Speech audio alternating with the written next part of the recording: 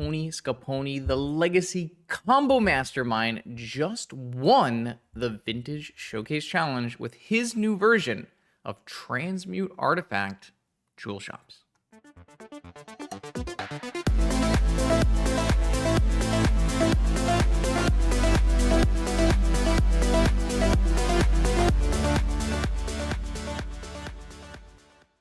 All right, welcome back, Vintage Gamers, to probably the last video before Teenage Mutant Ninja Turtles. Not a lot of really strong cards coming in that set, but at least one that I'm excited about. There's a little bug, not the colors bug, but the insect bug on an artifact. It's a blue artifact, and it goes infinite with Goblin Welder, which historically has not been very good in modern Vintage because Goblin Welder gets sniped down by Orcish Bowmaster. But that's not going to stop me because I love Goblin Welder, and we are going to play Goblin Welder decks no matter what. So until then, which is soon, we're going to do a different thing here, which is I'm going to take TonyScapone, Legacy Streamer Extraordinaire's newest version of Coveted Jewel combo, which he is like 17-1 or something in recent memory here. I think it's like 2 5-0s and a 7-0 showcase, so maybe just like a bajillion wins in a row. 17-1, yes. So obviously still a small sample size, but a showcase win is nothing to scoff at, and it's a nice, interesting little take on Coveted Jewel. So what makes Tony's version of Jewel different from a stock version of Jewel? First, let's take a look at the blue cards here. The cards that are interesting that are not normal. I'll take these, this one. Take this, and this, and this. So, one stock up, which is facilitated by a bit of a different mana base that we're going to go into a little bit here. Only one version of, or one copy of Sink into Stupor, which means we're down 3 islands technically, and as many as 3 other blue cards. But we make up those blue cards in some of our other choices here. Only 2 paradoxical outcomes. This is something I've been telling people for a very long time. They all, everyone gets visibly excited and talking about the fact that PO is, you're picking back up your jewels and you're winning by POing, but you're not really. PO is kind of just another vehicle for your jewel combo, and along with the Phyrexian Metamorph. And what people don't realize is it's not really that good in the deck. You don't really have enough blue sources to cast it outside of the jewel combo, and it's replaceable. There are other effects that are similar here. So what are we choosing to do? We're choosing to cast 4 Transmute Artifact, which is admittedly an extremely powerful card in this kind of deck. The problem is it costs blue, and blue is extremely hard to get. However, if you have your Coveted Jewels already, that makes blue. So if you're only ever expecting to cast Transmute Artifact off of Coveted Jewel, then it's a lot better than, say, PO, but PO has a little bit more versatility. Sometimes you can have, your Sapphire Mox opener and PO. Now, Tony is an excellent deck builder, so Tony recognizes this issue here, and he's going to make some amount of changes in his deck list to help facilitate that. This probe, I assume, is just an extra informational and blue card here. We're at 20 blue cards, which is a low number, but probably a reasonable enough number for this kind of deck. It's pretty similar to what the stock lists are playing.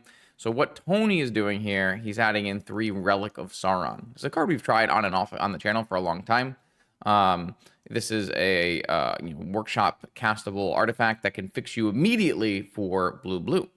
It also fixes you for black-red, which is pretty fun. So you can actually hard cast this Chaos Defiler, which is going to be a main piece of some of the differences we're talking about here in this deck. And also its draw engine of draw 2, discard 1 for 3 colorless is actually very, very strong and has been in the past. We're doing another really major departure here from Coveted Jewel combo. And what is that? That is cutting Time Vault Key. Time Vault Key is not present in this deck. Tezzeret is not present in this deck. None of that is here. My assumption is, like I said, I haven't actually watched a ton of the Tony VODs, but those do exist if you want to check out Tony's YouTube channel or Twitch. And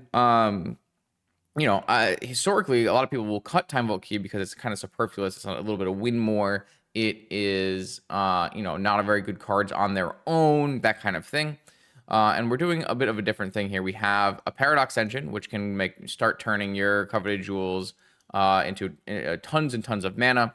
And then there's also the Chaos Defiler, which can destroy all your opponent's other permanents, between your two POs and it's leaving the battlefield trigger and Metamorph, copying it. The logic here, my assumption is that, once the ring and the jewels and stuff gets going, you don't actually really need to win the game on the spot a lot of the time if you just draw a sufficient portion of your deck and remove all your opponent's cards. We've demonstrated this in the past when I say I play, it's happened before. I play Lurrus PO and my opponent plays a 1 ring and my win condition is 4th Airlingas can't win on the same turn, right? But we've seen how I navigate those situations where I draw through my whole deck, bounce or destroy all my opponent's artifacts and creatures with Flame of Anor and Chain of Vapor, and then pass the turn back to my opponent while having 7 counterspells in hand. And I assume, with Transmute and Paradox Engine and that kind of thing, that's the same kind of scenario we can accomplish here. And so it would make sense that you might not even need to have Vault Key in your deck. Is it going to make it harder for you? Yeah, maybe you're going to have to take a bunch more game actions in games that would, be a lot easier to finish. But also maybe you'll have more reasonable sets of draws. Only 3 coveted jewels this time, so maybe a little less on that side. I'm not really sure how these changes affect the range of keeps you can do. Because you're really looking for in stock coveted jewel to play a turn 1 ring or a turn 2 jewel. Sometimes turn 1 jewel, obviously. But we'll see. Nice thing here is that Transmute getting rid of a jewel means if you were to brick out on your combo here, you can maybe pass in a position where your jewels aren't going to get stolen or something like that. I think the biggest thing that I'm worried about is the Sink into Stupor swap for Transmute. We do have 1 less Talon Gates, 1 more island to help for blue, and we have those 3 Relic of Saurons to help fix for blue, and so maybe that's enough. And it's been working pretty well for him in the recent events, but that's the things I'm kind of scared about. Sideboard looks pretty normal for Jewel, and extra Talon Gates for the mana, for the mono white decks and the decks attacking your mana. A couple pieces of Graveyard Hate that you can tutor for, but aren't super crazy because you really are just going to go Defense Grid and combo kill your Dredge opponents, especially with infinite 1 ring loops. You don't actually really need a lot of Dredge Hate in the Jewel deck. Masticore and Wormcoil creature options. 1 Dismember is an interesting number of Dismembers with no way to find it, but sometimes you need to have that clear answer to creatures. Hold Breacher for those pesky 1 ring mirrors and an extra negation to help us live. So I always a fair warning when I take someone's unique ideas. I'm going to play them with the best of my ability, but I don't have tons of insights onto decisions, and I will not have a lot of reps with the deck. So we might make some incorrect choices along the way. That's always fine. You're always welcome to point them out with timestamps in the comments, and we'll all learn together on how to play Magic better, because I think that's typically the goal here. Content is fun, but improving and getting better at the game that you enjoy is one of the great features of playing a TCG. So I'm going to play here TonyScapone's Showcase winning Jewel variant. I will see you in round 1. High stakes, proxy friendly paper vintage returns to the US in 2026. The legendary NYSE will be back June 6th in New York, and the Oklahoma Land Run returns July 10th through 12th in Oklahoma City. More details still to come.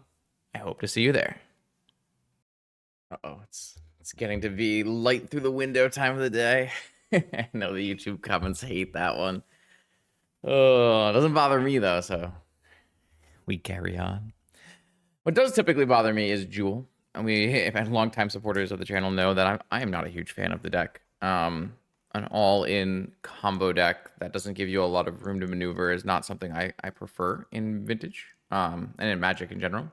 But what I always say, there's lots of different ways to play Magic and lots of different ways to enjoy Magic. So never really hate on people for their preferences. And I think this deck has a little bit more going on than a typical stock Jewel list. So maybe I'll find some enjoyment in taking these different Paradox Engine, Chaos Defiler avenues with our toolboxing Transmute. It definitely feels like it appeals to me a little bit more than, say, a stock Jewel list. So our opponent has arrived with a Lurrus. And hell yeah. Opponent is playing for a trophy. Hell yeah. Good luck, have fun, opponents. This hand seems reasonable. Let's battle. Good luck. You know, not too much luck from the opponent. I'm going to try to stop their trophy. But if they beat me fair and square, then that's a nice way to finish off a trophy run.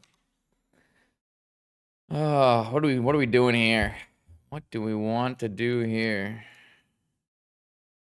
Have 5 mana. Oh, ancestral on my upkeep. That's a good way to get your trophy. All right, basic island, ancestral recall seems good.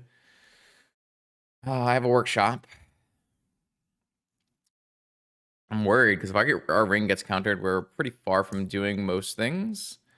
I'm 1 mana short of like playing a saga and a 4-drop here, so it's looking to me like we're simply just going workshop ring. I'm gonna play around Mindbreak Trap just in case they're on like the Gift Strain Breach deck. What this does do is means if I draw Ancestral, I won't be able to Ancestral myself right away, which is unfortunate. But I think playing around Mindbreak Trap is a little bit higher priority. So we have a resolved 1 ring. If our opponent is on a fair Lurrus deck, that could be pretty challenging for them. If they are on an unfair Lurrus deck, we could just die. Something to note here is that Transmute Artifact has a hidden ability where you can pay extra mana and go up the chain with your 12 blocks. So we could always... Oh, Jesus Christ. Okay. Yep, that's really bad for me. All right, main deck Null Rod. Opponent has found our weakness. We have some options. If we find Tolarian Academy, we can transmute this 1 ring into a Castifiler. Can't really play this Saga until I find an Ancient Tomb. Ancestral Recall. Turn 2 late. See, this is like this is a really common spot, in my opinion, that we are going to get punished for because we're playing Relic of Sauron and we're not playing Sink into Stupor. If this Relic of Sauron was a Sink into Stupor, and I think maybe Transmute Artifact might technically be in the Sink into Stupor spot. So if this Transmute Artifact was a Sink into Stupor, I could at least cast Ancestral Recall here. But I don't. I don't got it. One of the good news is I can get a Frog. The bad news is, hey, look, I drew my 1 Sink into Stupor easy. I think I'm going to bait with the Frog. Let's see what happens here. I'm going to take so much damage. Oh, they're just going to let it happen? All right.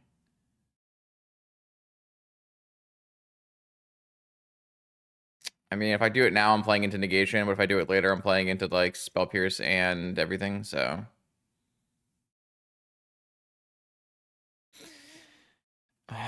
there's my Chaos Defiler, which is completely and entirely uncastable. The good news is I am at least like catching up on cards here, but I can't win really. So this drawing Castifiler is actually worse than not drawing Castifiler because it means if I were to draw like another island, I can't transmute into it. Though I guess I can't pay my using Workshop anyways. My opponent has 8 cards in hand, which means that even if I discard and jump this Frog, it's not going to go very well for me, so...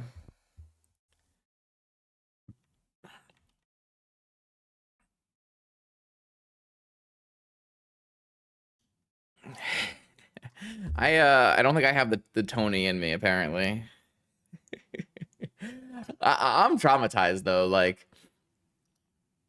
my decks, I try to like make them really good against Null Rod. I mean, to be fair, there are some options here in general that we could have theoretically hit against Null Rod, but like, oh man, my Lurrus PO deck with the Flame of Honors, that shit's so good against Null Rod. It feels bad. Sometimes your opponent goes Ancestral Null Rod in game 1, and you just gotta roll with the punches. You gotta take the hits, and you gotta, oh my lord. The note, oh, interesting. I wonder if they drew Time Walk for turn. So here, what my opponent could have done is pitch some cards to the Frog to deal more damage and kill me. So if they just drew Time Walk, then I think it's a mistake. You should just get enough damage to kill me in 2 attacks.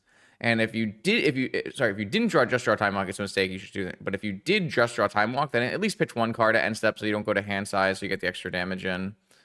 So it's like some slight optimizations you can make here. But yeah, like seeing coveted jewel, the One Ring, Relic of Sauron, Workshops. I think it's pretty reasonable for you to think your Time Walk is going to result. I mean, maybe you don't have a Force of Will or a Spell Pierce or something. Well, I guess you can't play Time Walk if you have Spell Pierce. Maybe you're playing to that, but like, I think you can pitch. How was it 6 cards you need? Maybe 6 cards is too many. I didn't do the math because I've lost the game. But I don't know. There's some options there, and maybe trying to close the game out faster. But you might just like not need to close the game out faster. The only thing that is super worrying for my opponent that I can do is draw a Tolarian Academy, and I did just resolve an Ancestral Recall, so like the chance I have a Tolarian Academy is higher. So I don't know. I would be trying to close the game out though. Depends. Don't know what's in opponent's hand, so I don't have perfect information. DT. Wasteland on my springs, or maybe just a Force. We'll have to see. Tundra. Wonder if you DT for Tundra. DT for Tundra Swords the Frog? Sure. I could maybe pitch some cards there to get a little extra health, but doesn't really seem like it matters to do that. Can play the Saga out this turn in case I draw another land following turn. I did draw a Force. The problem is I can't really actually ever block this Frog. It will just always be unblockable. They're going to get 3 cards in their yard every time without fail. So, pretty brutal so far.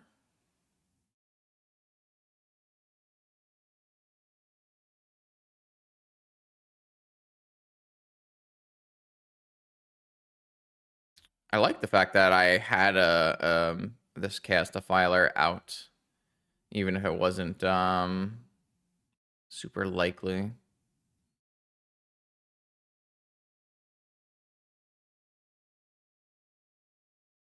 Now all the cards are going on the Frog. There was a Spell Pierce. You don't need to go to 5, because you're always going to draw another card on the next turn. So I like going to at least to like 4, put me to 6, and then you can pitch 2 cards in the following turn. Having a Spell Pierce up, I think, is still pretty reasonable from this spot. It's tough because like I said, I have no idea what my opponent's other cards are. Oh, even with a Twister. So like Twister here theoretically represents a Frog kill as well, because you can pitch all your cards to the Frog, twist, and then pitch more cards to the Frog. And I'm not saying that that's like, okay, so they're going to go with this way, which makes sense too. So this is a different way of doing it, which doesn't let me draw 7 cards, so it's a better way. This is pitch cards to fuel Cruise, draw cards with Cruise, and then go for 7 here. Or should I go for 10 here? Well, let's see. If you kept the Spell Pierce as your last card, that would make some amount of sense. I'm going to 1. Oh, I'm going to die to the One Ring. I see. All right. Very nice. Okay. We'll die to my One Ring. Yeah, that's just a game of Magic that's going to happen for sure. I assume we're going to be like... So it's tough because opponent is on Esper, not blue-black, so these cards actually get a lot worse. I did not go back and look at Tony's videos to find out how to sideboard. I should probably do that. I really should. Hold on. I'll be right back. All right, there are just like too many. All of his videos are 10 hours long, and they feature 8 different decks at the same time. I'm going to try bringing in Worm Coil and Argenta Masticore, and I'm going to take out like some Coveted Jewel. I might leave a Coveted Jewel and Karn and Coveted Jewel and maybe like POs. Something like that. I have no idea if that's actually like a good way to go about this. I will do some more research in between when I have time. We'll try something like this.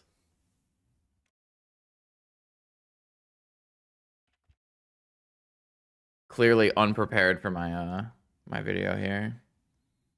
The logic makes sense to me. But the fact that my opponent's not on blue-black and they're on swords, they can actually kill Wormcoil is kind of unfortunate. Oh, this will get better as we go. I'll learn more too. Like, is this a keepable hand? Saga Gaming? I guess it is.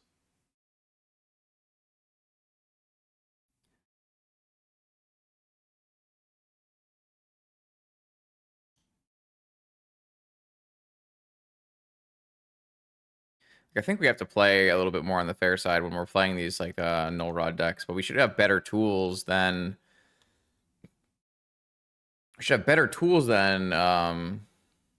oh wow, okay. Force on the monolith, pitching consign, a little aggressive, but means they probably don't have a wasteland.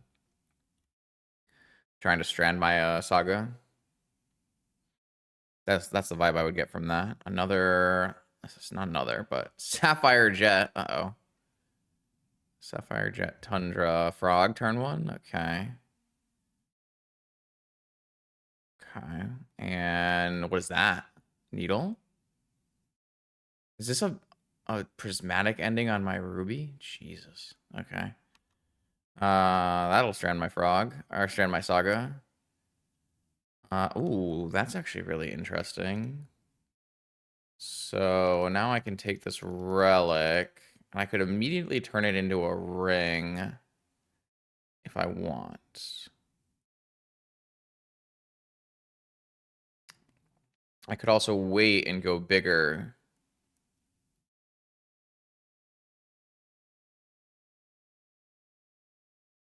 I feel like I'm just supposed to turn this into a ring. Just try to get that going.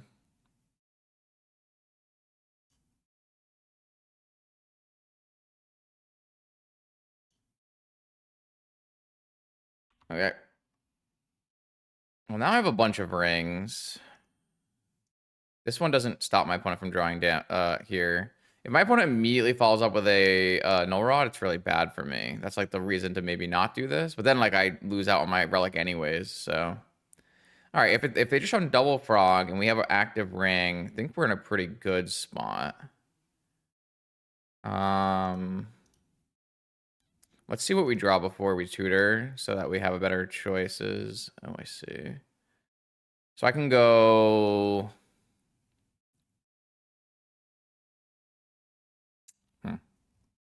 I can get a Black Lotus and I can cast a transmute and I can transmute this ring into something. But what would I get? Because I can't get Chaos Defiler. I don't really want to get a Paradox Engine because I don't actually have any like combos with the Paradox Engine. I won't have a One Ring in play. If I get a Lotus though, I can play a new One Ring. Because a Lotus will give me a total of 7 mana, so I can transmute for 3 mana up to a Paradox Engine, and 4 mana will play a new One Ring, and I'll have a Force. And then on the next turns, I will have an active Paradox Engine and a One Ring, and my opponent won't draw cards. I feel like that's a pretty solid way to go about this.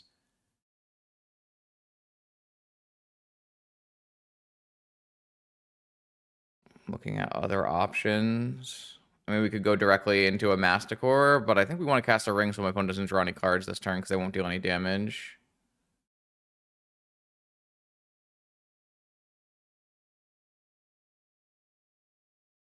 All right, so I will transmute my One Ring into a Paradox Engine. And then I will play a new One Ring, blanking my opponent's frogs for a turn. If I draw a Mox off the One Ring, I can draw more cards this turn as well. I didn't. But now I should have like a pretty crazy draw engine. Maybe that's what we want to do from here. And I have a Force backup, so it's not like it's all risky play here. Opponent will probably try to see if they get the cards. Makes sense. But I have protection. So now I get to take a damage, draw a card. And then draw 2 cards. I do need to draw like mana and zeros here. Okay, here's some zeros. That's pretty good. All right, so play that. I will make a mana. I'll draw cards. I'll play this. I'll make mana. I'll draw cards. Yeah, that's gotta be a pretty good one. Larian Academy. I guess I'll play a Jewel.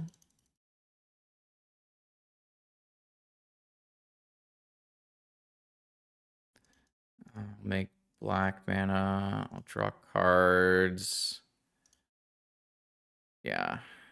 I mean, I just have to not draw too many cards that I get sad at the end of all this. Red mana. Draw cards. Chaos Defiler.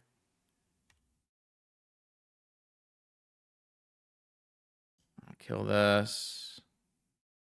I'm just gonna stop drawing cards. I don't think I need cards from here. Just kill this.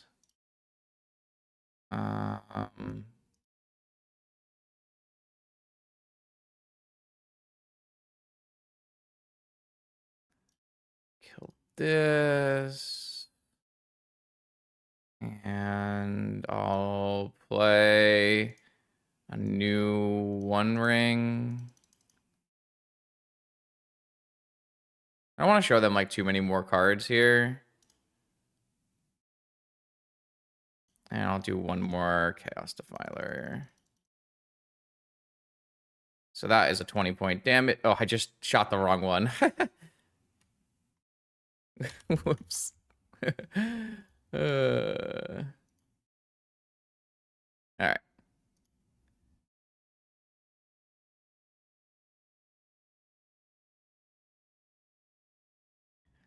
All right. I will pitch all of these cards that don't matter. Try not to show my opponent anything they wouldn't already know about.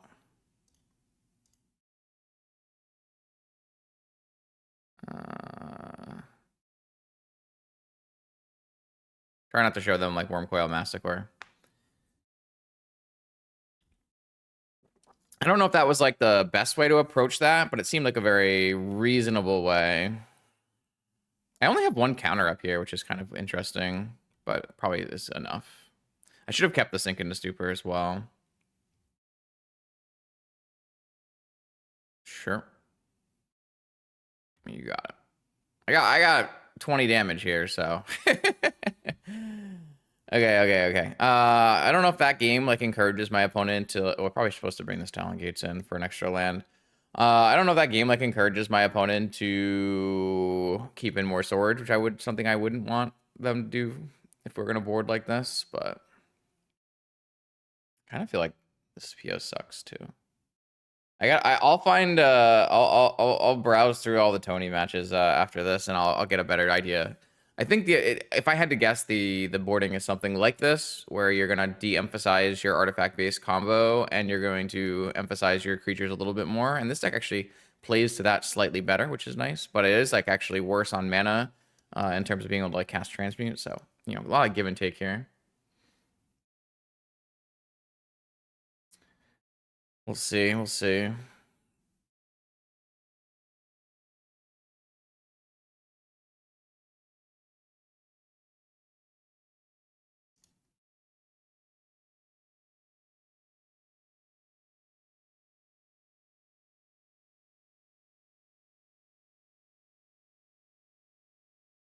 Okay, game 3 here. That was a lot better than game 1. We were able to do the powerful thing.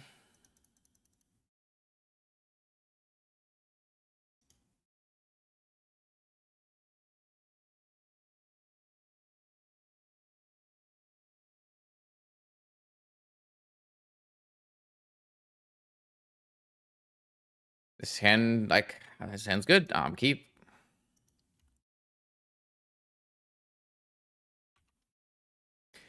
Chaos Defiler is a sweet one. Unfortunately, it is on the MTGO reserve list. I actually don't care about this Vexing Bauble, which means my One Ring is definitely resolving. Can I stop drawing it, though? I feel like I'm not supposed to be drawing it.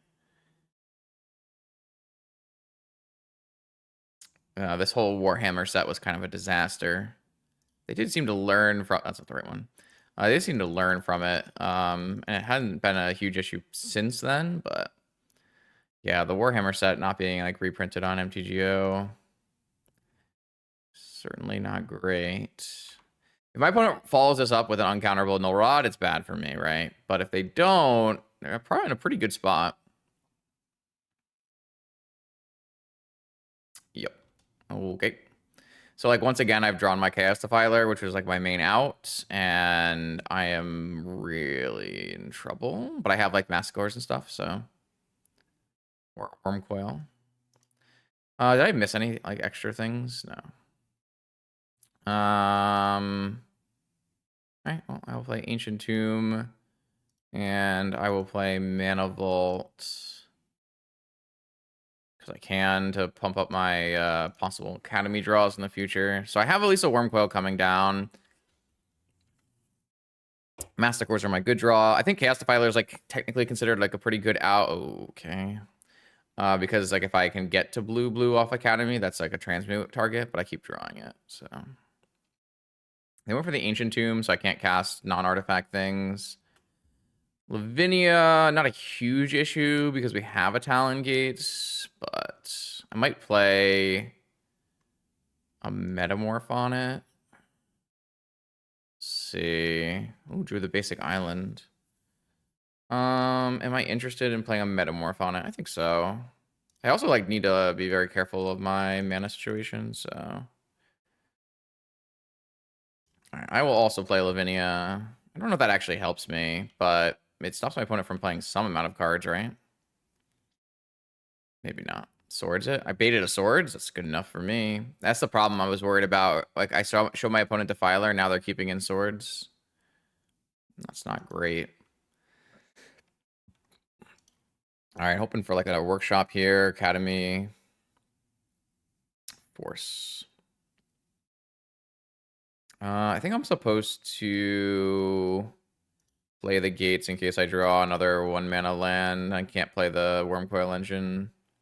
I guess Talon Gates technically filters for red and black, and we do have technically 2 Talon Gates in our deck now. So theoretically, there's a world where we draw like Academy second Talon Gates and can cast Chaos Defiler. I'm surprised how little Talon Gates are in this deck, just because I think Talon Gates is like so broken, but I understand that like it doesn't immediately make blue mana for transmute, so it's kind of tough. Ancient Tomb, so I didn't have to play my Talon Gates. Whoops. Take 2 damage, cast a Wormcoil, see if that sticks.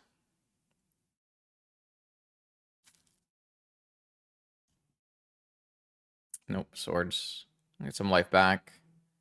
If I had a blue card, it wouldn't help because they have a Vexing Bauble and a Lavinia. Do you have any Surveil lands here? They do. 1 card in hand, still have a Lurrus, can't loop their baubles. Pinning a Force of Will makes sense. I have 3 dead cards in my hand. I guess technically, if I draw the second Talon Gates right now, I can Chaos Defiler, right? 3, 5. No, I'm still 1 short. Ooh, immediate frog off the top. That is bad for me. Masticore would still be sick here, though. They're kind of running out of swords, I would hope. And Masticore blocks real well. Shoots the frog. Yeah, buddy. Hopefully they don't have a 3rd swords. Sometimes you just rip it. Why are you cracking? Why are you cracking? Stop that. Stop that. Okay, safe.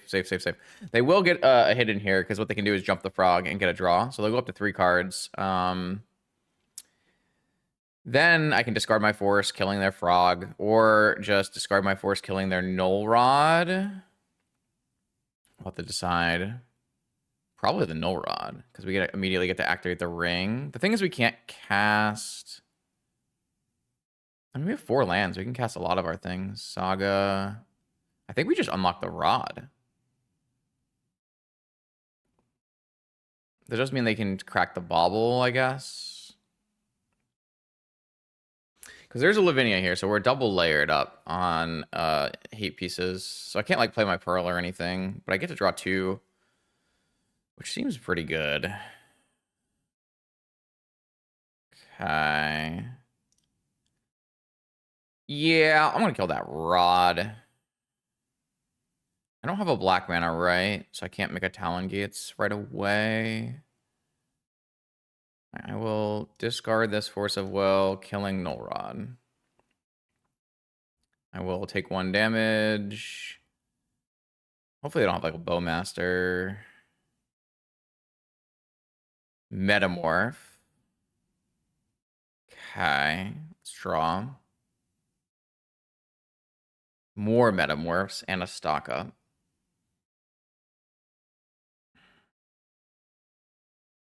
I think I'm going to Metamorph a Ring. I think I'm going to take 2 to do it. That will mean they won't get a card draw.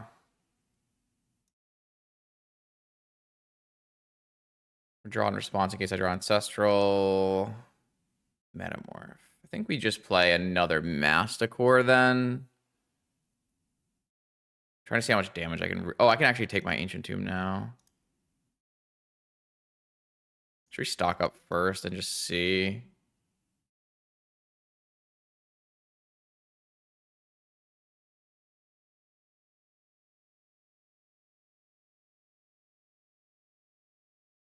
If they force this, I'm going to be surprised they didn't force the first Metamorph. Maybe it's a negation. Ah, negation, sure. All right, I'm gonna go and filter a Talon Gates here to cast another Metamorph as a Masticore. I have 2 pitches here if I want. I'm starting to beat down. I think this insulates me pretty well, and I can't take any damage from this frog.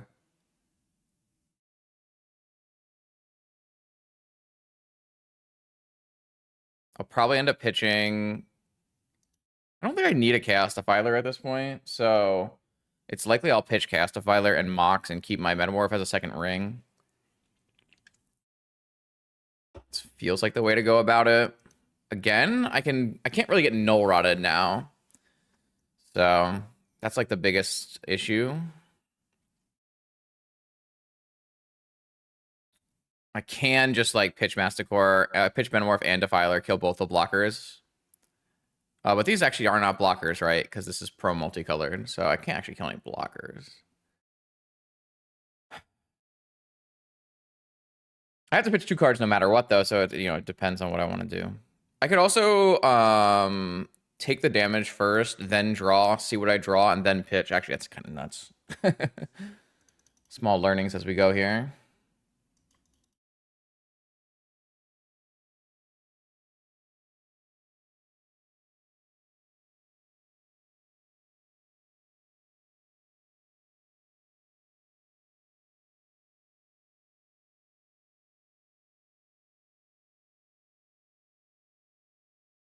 All right, what does opponent have for us? I do think they need to make constructs. Interesting, they're choosing to cruise.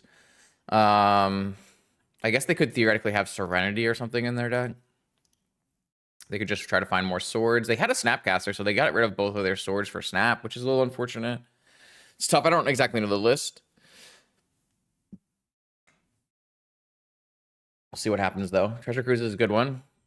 Push them towards some power.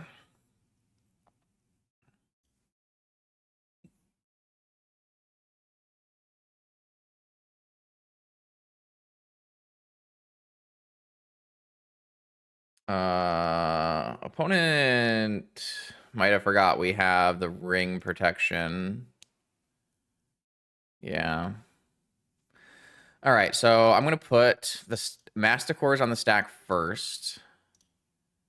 And then I will take a damage from... I will not untap my Mana Vault. I guess I should put this last. In case I wanted to untap my Mana Vault. Sorry, that was slight inaccuracy.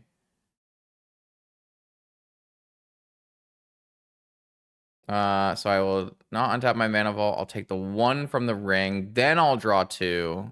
2... Okay, well that makes everything really easy here.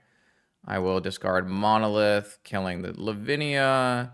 And then I will discard Monolith, killing the Frog. And then I'll draw a new One Ring. See, I would have probably untapped this Mana Vault.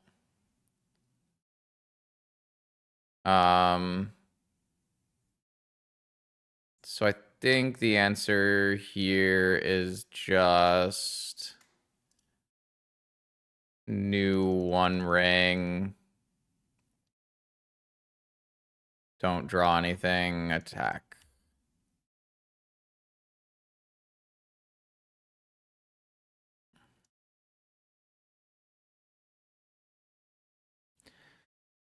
I think I think there were some slight optimizations from the opponents. Oh, opponent clicked through after attacking and had Lotus, Nullrod, Serenity.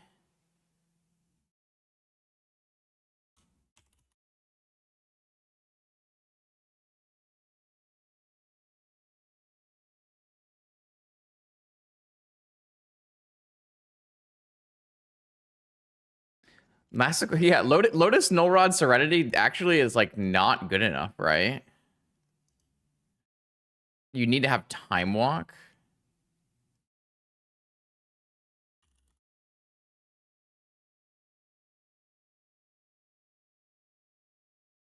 Because you would need like Serenity Walk.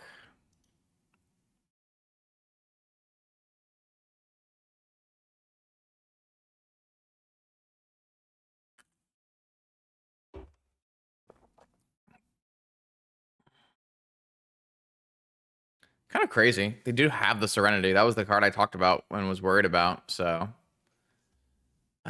pretty fun.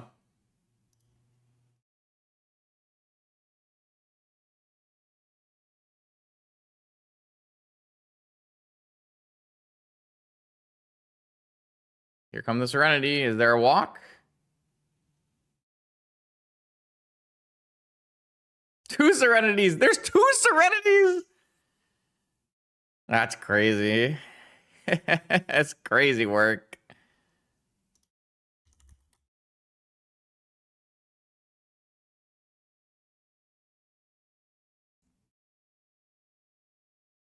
Ooh, opponent has some sideboarding interesting things. GG's. I am a Dream Crusher apparently, which I think is fine. Okay.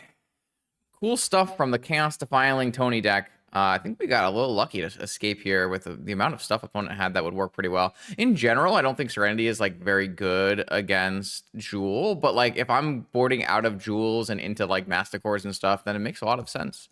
And I would have done some work here maybe, cleaning up these Masticores. So fun round one. Hopefully we get more action like this than the following rounds. All right, we're back for round two. I've done some studying. We're ready to go here. On the play, Vexing Bauble and an Ancient Tomb. Man, I don't know about this hand, chat. It's kind of garbage.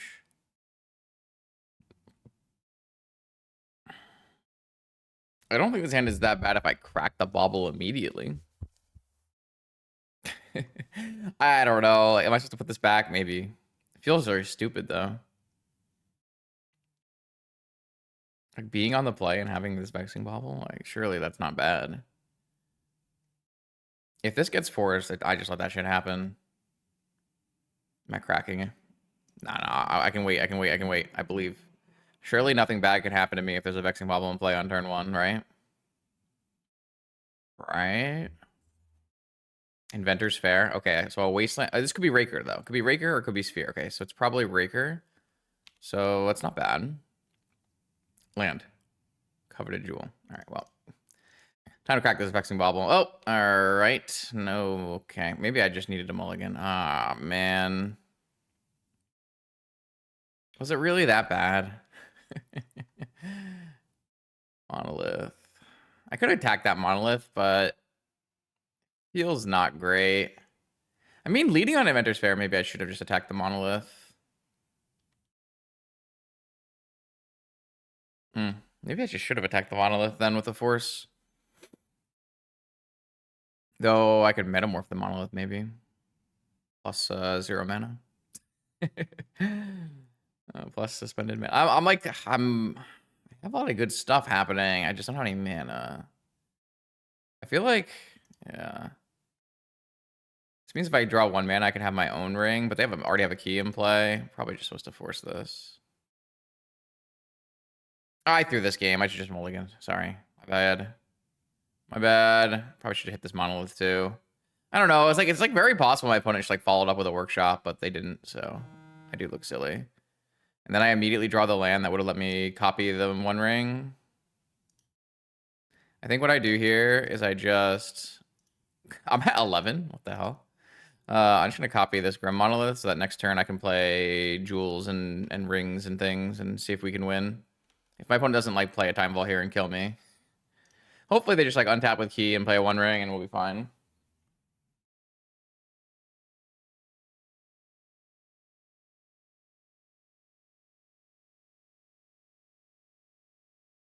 Okay. I mean, they could just play a Raker and I'll die. Yeah, I mean, I would have been in a pretty good spot if I had countered this monolith. It just seemed like they have a Black Lotus, so maybe not.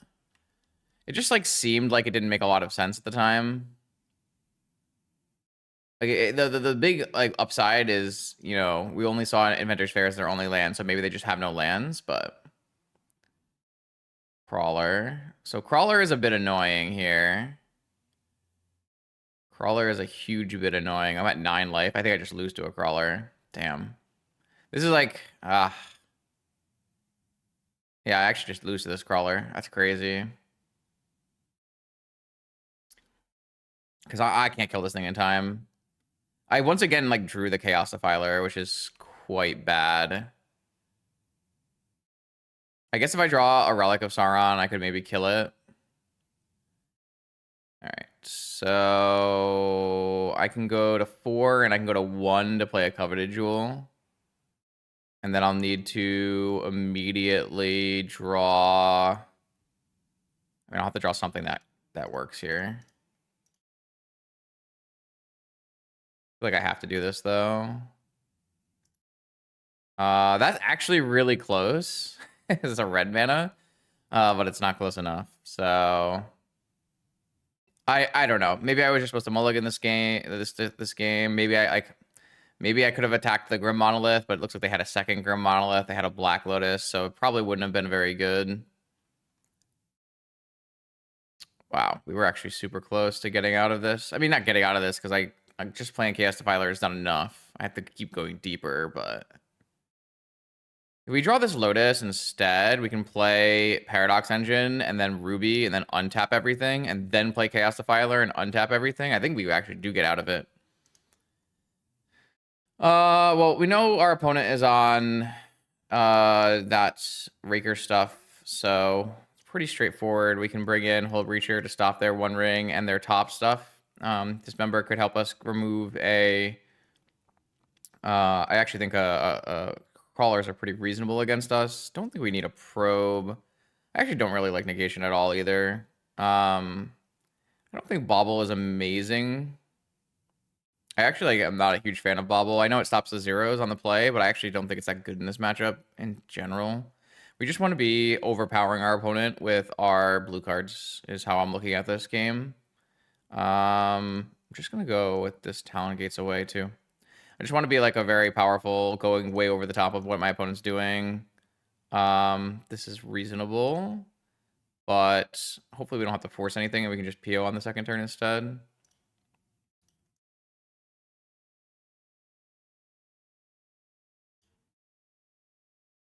I think I played the first game badly, and I should just mulligan as well, so. But it was like, you saw how close we were. Like, our cards were good enough where, like, if we, on the first turn of the game, rip a mana source, I think we just win, and it's not very close. So, you know, in that sense, like, it does kind of feel like it was worth it to try. Because we were, you know, any one of our, you know, 14, 21, 23 cards, like our instant wins, basically. We didn't know what we were playing against, to be fair, as well. Vexing Bobble could have been even better than it was. And, you know, it was okay. If this is a ring, I think I just let the ring resolve. Because if I force this, I just have no action, really, so. And we have, like, Hull Breachers and stuff to draw, too. And they don't actually have counters or anything, so... Oh, interesting. Transmute. So we could transmute into...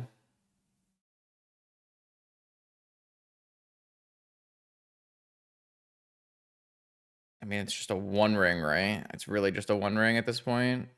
This thing doesn't exile, right? No, destroy. We need to really like dual combo from here. I think we'll just cast PO.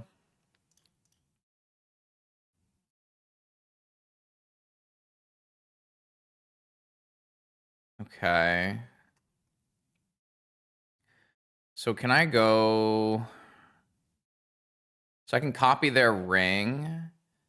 So if I transmute into... So what I want to do is I want to transmute into a Paradox Engine and copy their ring. So I think the first thing we do is we just copy the ring, draw a card.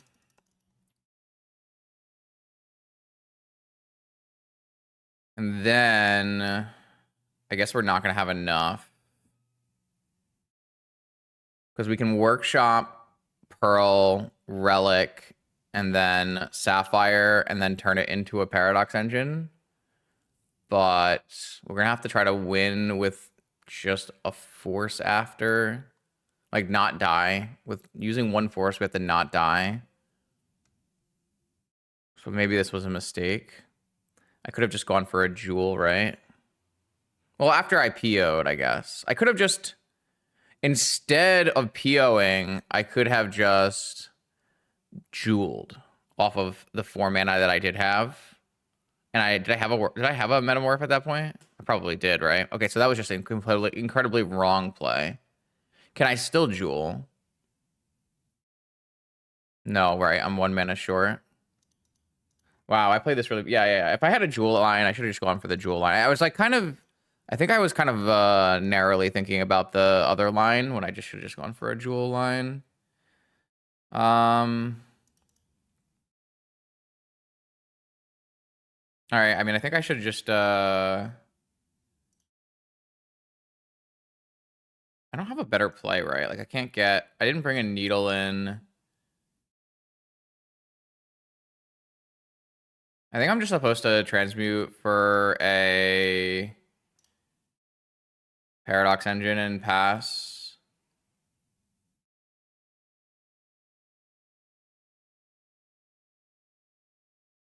Sorry. Okay. Yeah. I think I didn't play this well. So I should have just transmuted immediately from my Relic to a Jewel, which is like I think a pretty nice feature of this deck from Relic. And then from there try to combo kill my opponent. Yeah, that would have been better. This will still work if I can live 1 turn with 1 force, which I think is very reasonable, but it could always not work as well.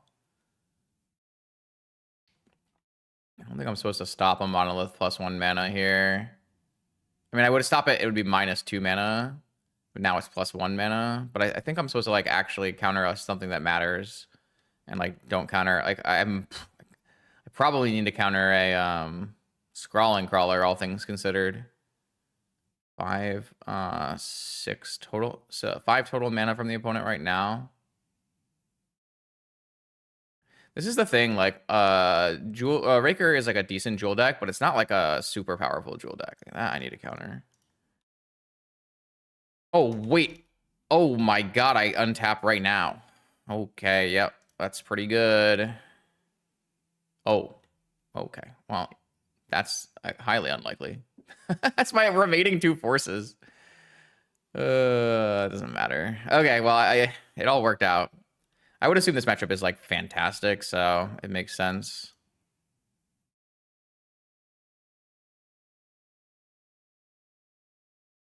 I'll just draw 3.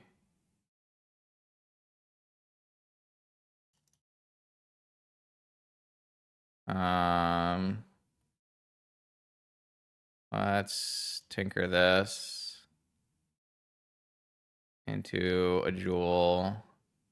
Draw 3. Blue. Draw 5. I don't know. Lotus. Untap.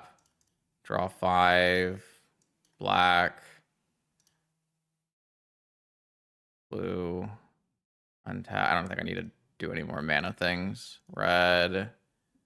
Time Walk. I'll just go Lattice.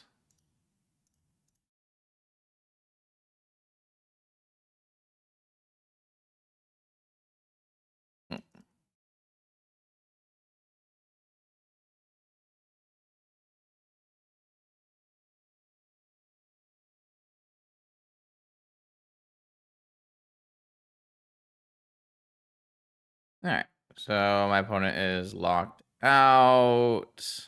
I'll just play a new ring and then attack a couple times and win. All right. So that is like what we're trying to do. We might want to bring in a negation on the draw here to try to get us to a point that we can win. But we are a more powerful deck than our opponent. We do a more powerful thing. We should. I don't know if we do it faster, to be fair, but I really think this should be an extremely favorable matchup, especially with the Hull Breacher additions. I don't know what to cut, though. I kind of think you want to solve a Chaos Defiler for Scroll and Crawler. Which is weird because it's like kind of the matchup where you theoretically wouldn't want it. I want to keep all my blue cards. I don't actually know what I'm supposed to cut then. I'll just not play this member. I kind of want this dismember. I mean, it costs a jillion mana, a bajillion life, but yeah, I'm off it. I'm off this negation. We'll just play through it. All right. So yeah, unfortunately, we have to play game 3 here on the draw because of round 1, but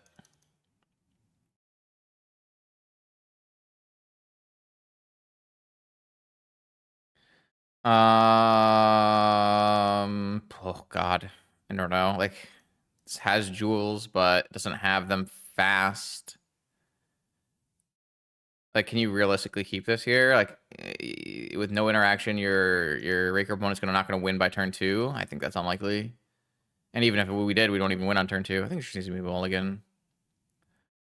This hand sucks, man. It sucks. I think I need to keep this hand and hope to rip out of it, to be honest. I don't think my hands like get much better when we start mulliganing. Like, we run out of resources really quickly. This at least has a forest, and then any like land mana source. Fuck. I'm gonna have to just force this. So like any land mana source is gonna like get us to where we need to be in terms of like a jewel, right? Like a workshop into a relic of Sauron, and then, or maybe not a workshop. Maybe an ancient tomb is more necessary, but okay. So my opponent had Chalice of the Void and Vexing Bauble. Well, I'm gonna have to say that my starting hand would have been a little bit better. Maybe they don't have any follow-ups though, so you just immediately have a ring follow-up. Immediately have a Mystic Forge follow-up. See. Well, kind of. This is my fault because it's all about game 1. We talk about this a lot on the channel. There are going to be vintage games where you just don't have a chance because that's the power of the format. You're going to have games that you just lose to variance, and then you need to be able to accept that. But what it means is the games that you do have control over, you need to win. And so, like, I think a more disciplined game 1 with a more disciplined mulligan would have been the difference in the set.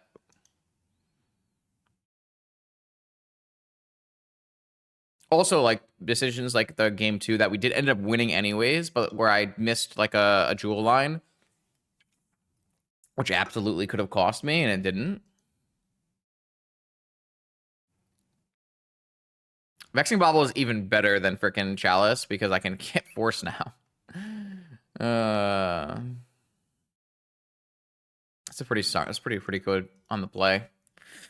It's not always good against us because we don't always have zeros.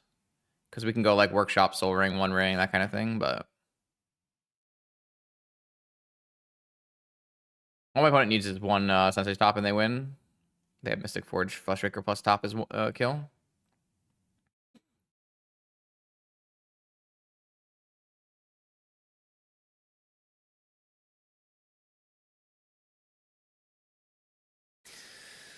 Yeah, I don't know.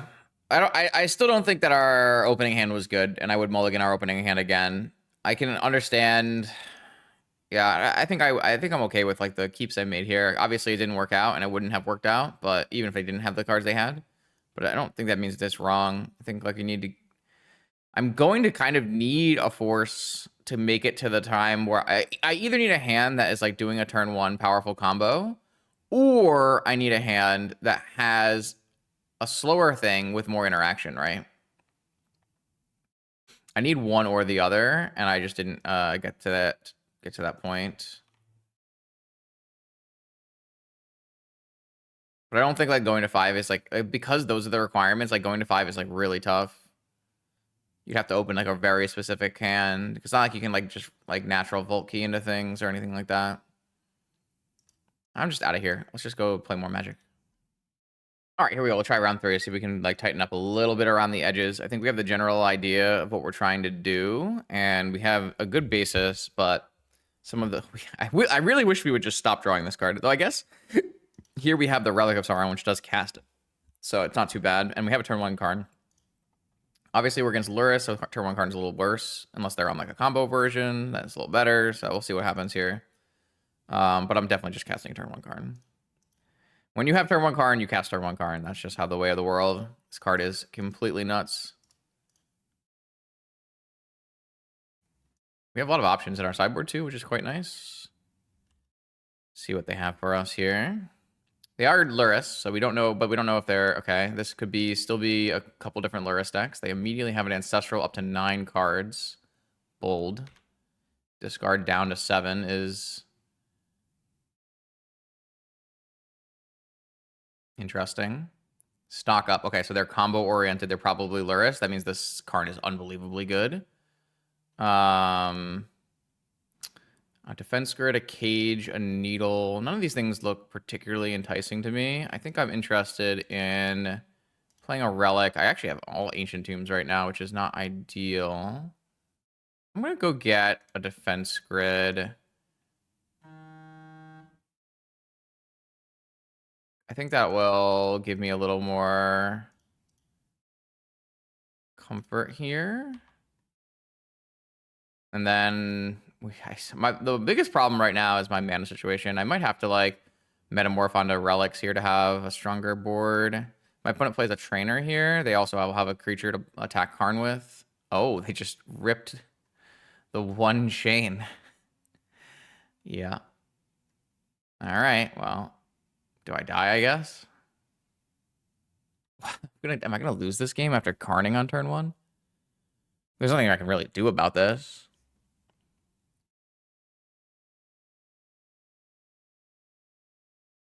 They will have the ability to like pay a force on my chain Karn after as well, because they can pay through grid because they have crypt. How many games do you lose against PO where you have turn 1 Karn? Oh, another point towards chain, man. This chain is like one of the best cards we've ever added to the deck. It's actually just unbelievably good. I think we're lost. I think they'll just pass with a force up, counter my Karn, and I don't have any gameplay here.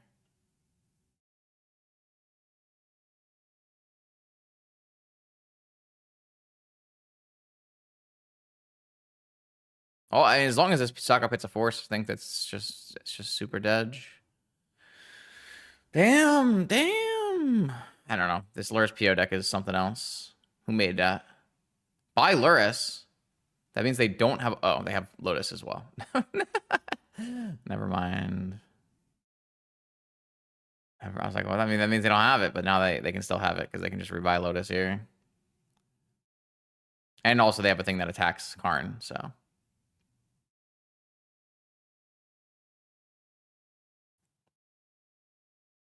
Oh, they're cracking. They have another PO. Oh, trainer. I hope they have something else here. Force. But now they can't force with defense grid up. Okay. Well, I mean, they do have double attackers, though. So I need a way to... cast Karn and, like, Metamorph or to Firelure this turn. It's not helping. Like, if I draw Lotus, I could have gone, like, Lotus, Metamorph on Lurrus, Lotus. Because right now I have I'll be at 8, and I have 6 total mana. I can't get any more mana. If I play Karn and plus Karn, they can't kill it this turn, but then they can force something on the way back. If I take 2 and I go to 10 and I pay 4 to metamorph my thing, I go to 8, go to 4. Yeah, I think what I'm going to do is I'm going to metamorph my relic so I have an extra mana for the next turn. And then I'm going to play my Karn and just plus my Karn. I'll do it on the mana creep. I don't think the life total matters, but I think a permanent in play can matter. They've already used Time Walk, so they'd have to have Snap Walk on and a land. I can go to 4 here, but then I should have the ability to resolve one of these and stabilize the board.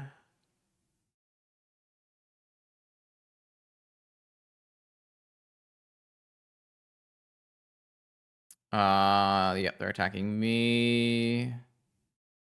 Well, like, once I play one of these, I should just stabilize the board immediately. But they can force the first one, so I need to be able to do both. And I need to be able to untap this Mana Vault at some point. Another Ancient Tomb. My god. So I can stand up something to block as well. Probably the defense grid. It's because I know they have a force.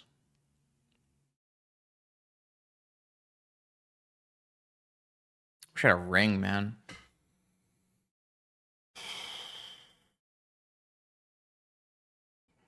Yeah, I mean, I think I just have to start with the thing I can cast, which is Metamorph. They're just going to force it. Yeah. I just do not have the right mana sources in this game. Flame of Anor. I mean, if they're pitching Flame of Anor, that's actually quite good for me. Or it's quite bad for me, and the fact that they like have another Flame of Anor, so I just drew all Ancient Tombs. I can like tutor one of these creatures, but I can't really cast it right now.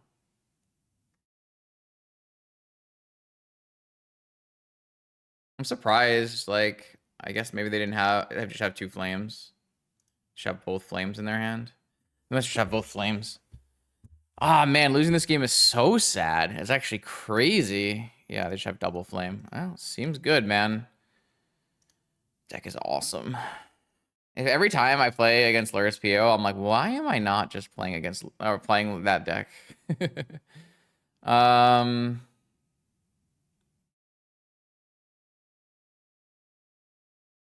I think we just take out Chaos Defiler in general, though, and we play some defense grids. I don't really know that Hold Breacher is actually good against my opponent's deck. I kind of feel like it isn't.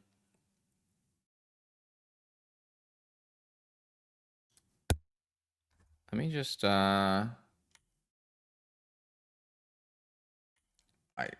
guess I'm like so far away from my Tony link. I was looking at this at one point and then I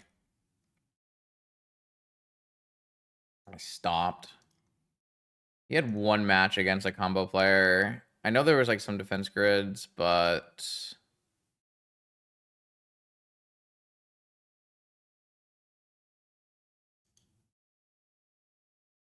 Vexing Bauble, PO stock up. Interesting. Negation, PO stock up. What is he playing?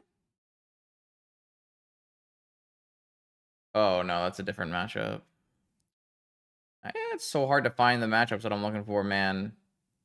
Give me a YouTube video.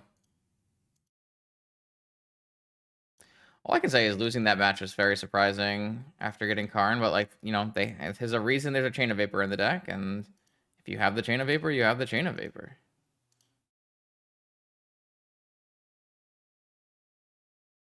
I can't really find it.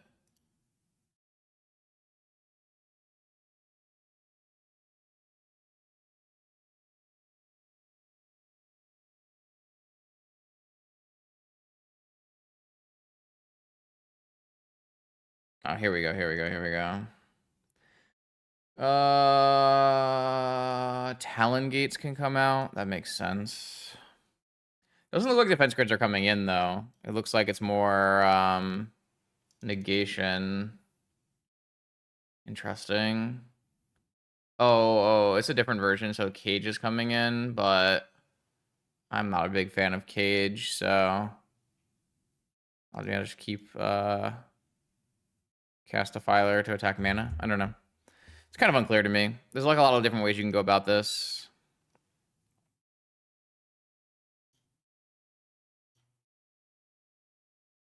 His hand is kind of garbage. This is like a reason you don't really want POs, but not like these transmutes would, like if they were transmutes, they would help very much.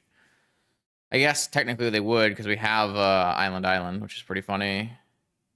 I can't imagine keeping this though. Like the hand doesn't do anything. All right, seems reasonable. I'm just gonna get rid of the Tolarian so I can have workshop. Man, turn one Karn crushed. Chain of Vapor is that good?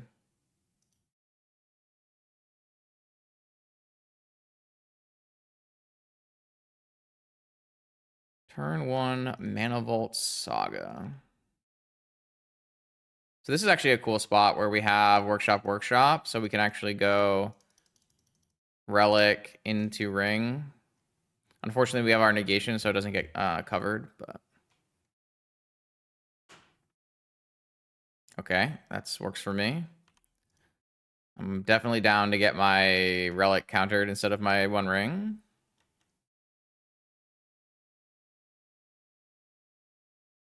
I can understand the reasoning behind it, though, like wanting to stop the ability to get blue mana from this deck makes sense. Pitching a Flusterstorm, I'm surprised Flusterstorm's still in the deck. It's usually one of the cards that you can take out against like a jewel deck.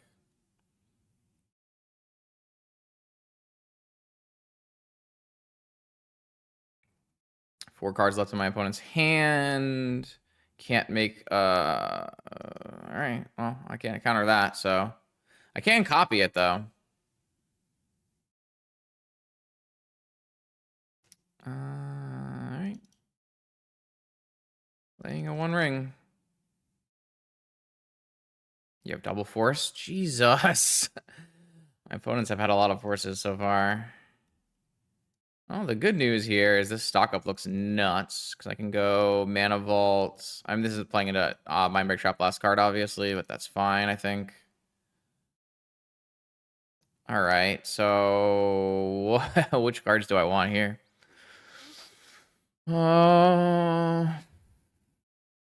One ring. Can't counter my opponent's spells no matter what. If they untap and they PO with a Mox off of this, I'm just dead. I have 7 mana next turn. I'm just gonna take my combo elements here. If I can find like another Mox, I can go Paradox Engine first or something. I don't know.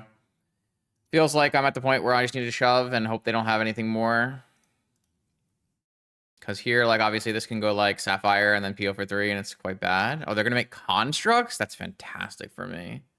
Means they really have nothing else going on. They could go like Vexing Bauble or something. Could be a pretty reasonable play. Interesting constructs here. I mean, it could just be like Mox and then buy Lurrus. I could be like Lotus by Lurrus. Because I can't buy Lurrus. Bauble? Huh? Why Bauble? Want to know what I have?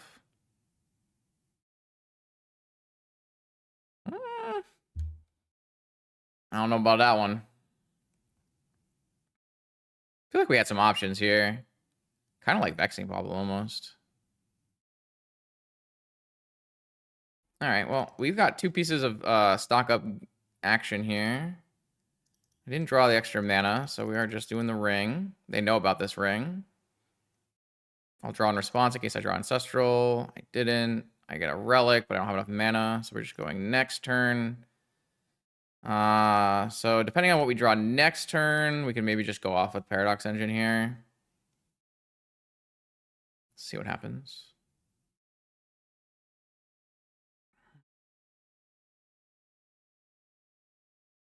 All right, taking a bunch of damage for fun. Sink. Draw. Okay. I'm gonna go Paradox Engine, and if it resolves, we win.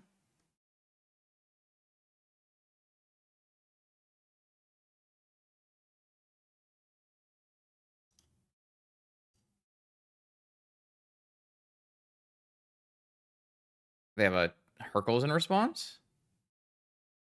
Uncounterable Hercules in response. Incredible. Okay. I got. Kind of. Can I still win from here? If I play Mana Vault, Paradox Engine, yeah, I think I can still win from here. If I play Mana Vault... Oh, no, I'm actually short a mana. Oh, they have a Mental Misstep uncounterable afterwards. I see.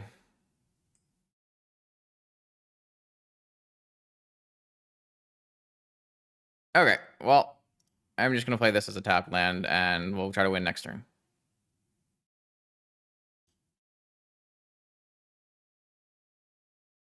That was a lot of stalling. We're going to take a nice shot for 4 here. I assume they just buy Lurrus, unless they have like a stock up as their last card. Buy Lurrus. Okay, so they have Lurrus and an unknown, and I have all of action. So I don't really like Hercules Recall against these kind of decks. I feel like it doesn't do enough. All right, I'm going to play Paradox Engine. I'm going to play Relic of Sauron. I'm going to play Transmute Artifact. Oh, it untaps right away. That's kind of nuts. Transmute Artifact on... I guess on my Relic into a Jewel.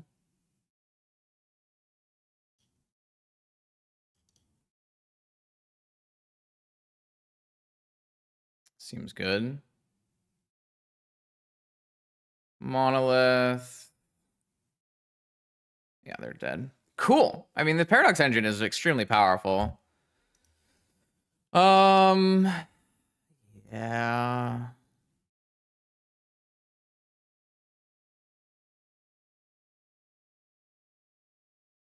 I don't even think this negation is good against them. I never really thought that. I think I'm just gonna like make them have...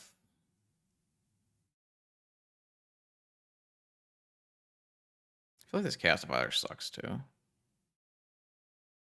don't know if I like, need it to win or something. Doesn't really feel like it. This just gives us more like must counter threats.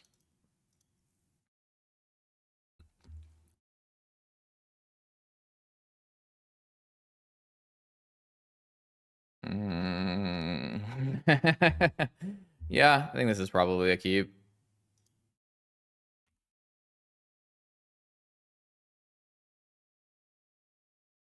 Tolarian, Opal, Ancestral? Jesus Christ. Okay. Opponent has had some Ancestral draws. Have made it challenging. Yeah, I mean, I'm gonna just start jamming some jewels next turn, I think. What else is a guy to do? No Moxen follow-up after the Ancestral is good for us, though. Keeping this Tolarian at 1, keeping the Opal at off. This is probably going to get a Moxen. We can copy that, which is nice. Soul Ring. Also makes my jewel play really bad, though, so now we probably need to do different things. I feel like jamming a Paradox Engine and getting it countered is, like, not good. Especially because they can flame it right away. I have two Metamorphs. I think we can just jam Jewels. Like, normally I think jamming Jewel here is very risky, but I think with this many Metamorphs, it's fine.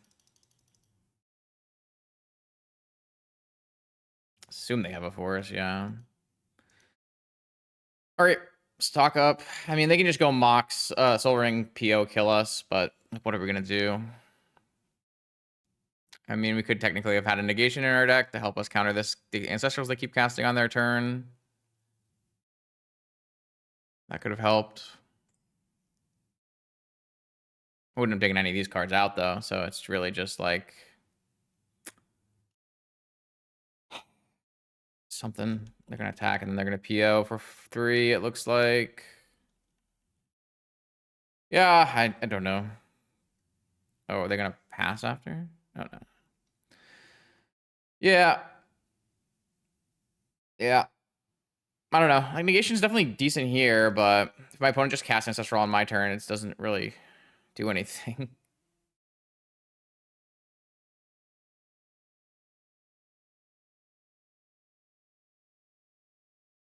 I'm gonna have to rip Force of Will or Defense Grid here.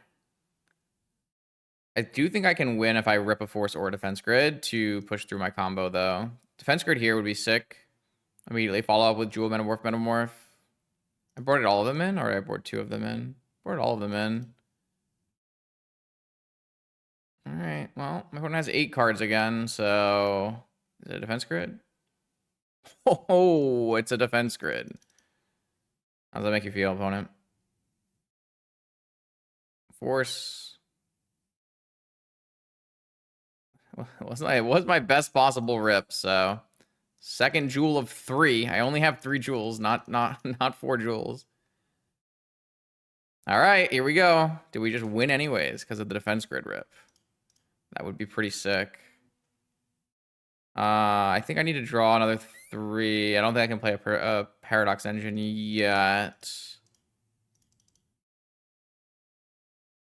Oops.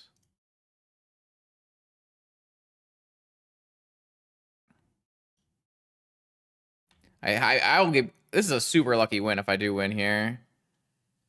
So again, I can't get a Paradox Engine and... I don't have a Paradox Engine and a 0 is the problem. I could draw 3 with my Ancestral first.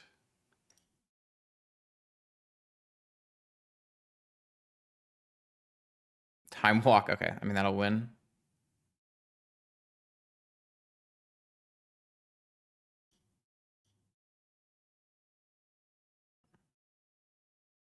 I should play the Vexing Bauble first there.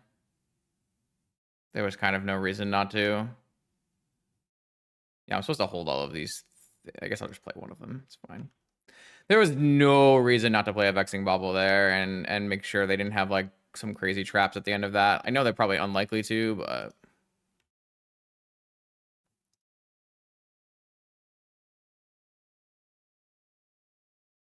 Yeah, I have Paradox Engine.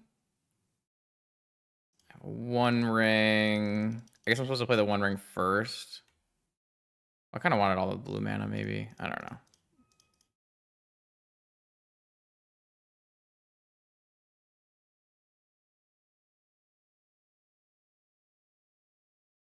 Can't really lose from this spot, though, so... My slight inaccuracies are probably all fine.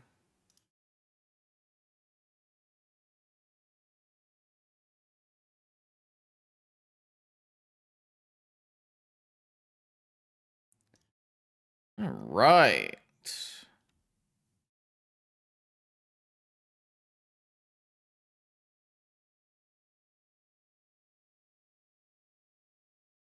I don't really know what my next play is supposed to be.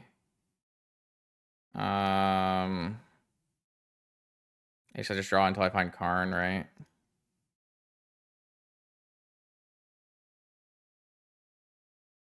Yeah.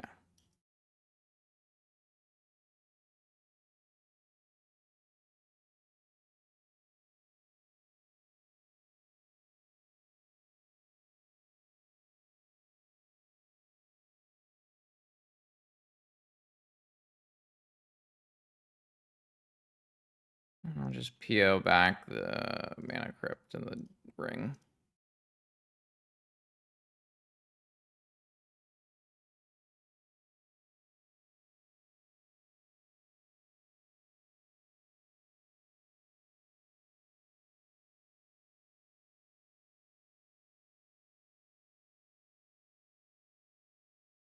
Opponent can't cast any more spells this game, so I just need to establish a clock or whatever, and the game's over. All right.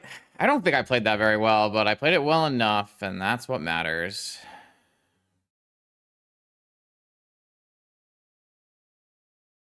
Not bad.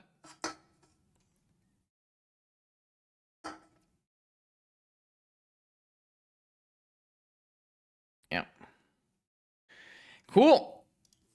Paradox Engine, very powerful. All right, I feel like we've gotten better as the league is going on, which is kind of how Magic decks work. Kind of how anything works. You you practice and you get better. This hand is certainly interesting. I don't know if it's good, but I'm gonna jam it for sure. See how it goes. Lots of options here. Damn.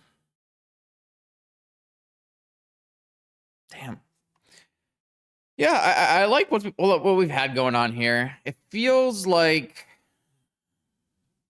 I'm still not sure that I want to be down a jewel here. I kind of think another jewel might be nice, but I guess Paradox Engine is kind of like a jewel in that sense. Yeah, so I guess these are like both half a jewel.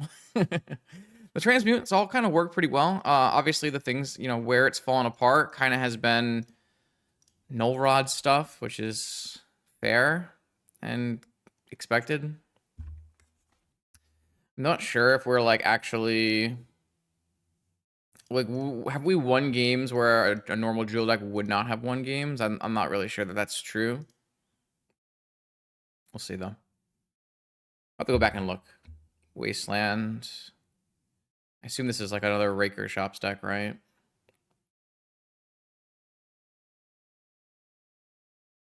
I'm wondering.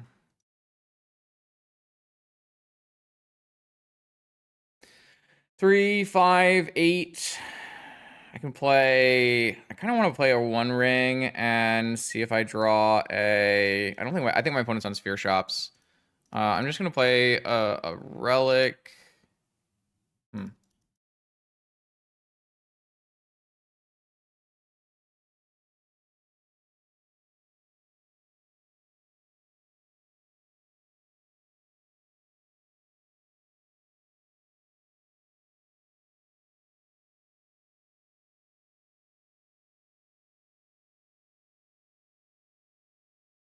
I'm gonna play a Bauble. I want to like play a Bauble and then play a One Ring, then draw, then crack Bauble. But I will have to use my Black Lotus to do that. I guess if I do everything right, if I go Bauble, Relic of Sauron. Bauble is -1. This is 3, 5, 8. Relic is down from 8 to 4, up to 6. Bauble, One Ring, draw, crack. Hopefully have force up. Yeah, seems like the play. So let's go Vexing Bauble, Relic of Sauron. Oh, I have Hardcast Force.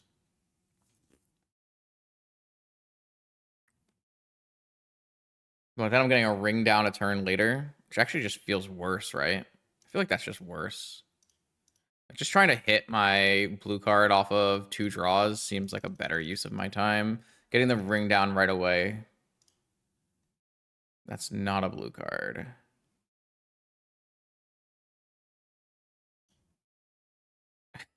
Okay, well. I'm open to getting Vault Keyed here. Should I have just held up force instead of putting a ring in play? Am I stupid? What was my percentage there? I guess it was... I should have done it. Hyper geometric calculator. I had 2 draws for 19 hits. Population size, it was 51, 52. Sample size 2. Successes in the population 19. I was 60% likely to draw one or more of the wanted card. No. Yeah, 60%. You taking a 60% bet, chat, to get a ring in play? All right, they have their own one ring. That's a good sign. Lantern. So it's definitely Raker. I didn't do the math. I just felt like I was favored, and I was, but I was only 60% favored to have a blue card in my top 2. So I have doubts that I made the right play. Okay, that's probably a game winner. I still don't have a blue card for what it's worth. I should be able to get to a point where I can have force up here as well.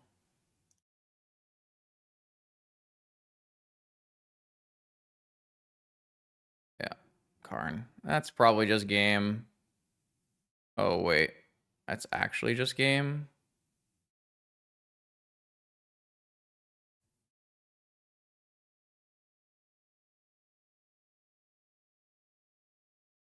Okay. Damn. I mean, yeah. Okay, so another Raker opponent. Hull Breacher sounds fantastic. I think Dismember sounds good. I think Talon is not necessary. I don't feel like Probe is very necessary either. I don't think this Bobble either. So these are 3 easy cuts. We still keep all of our full powerful cards. Do we want the ability to search for a needle on top? Actually, seems pretty reasonable. And we could also play the negation on the draw, but I just don't know if that's actually good. Like, it hits the ring and it hits Tezzeret, I guess. Can buy us the time we need. I don't know, though. I'm not really big on that. I could see the logic, though. Maybe I take out a PO. Maybe I take out like a PO and a stock up, and I play like these, and I'm bringing 3 and 2, 3 and 3. It's probably fine. Try this. I don't know. Like, we're on the draw. We need to live to do our thing, right? That's our thing. We need to live. Step 1, live. Step 2, do our thing.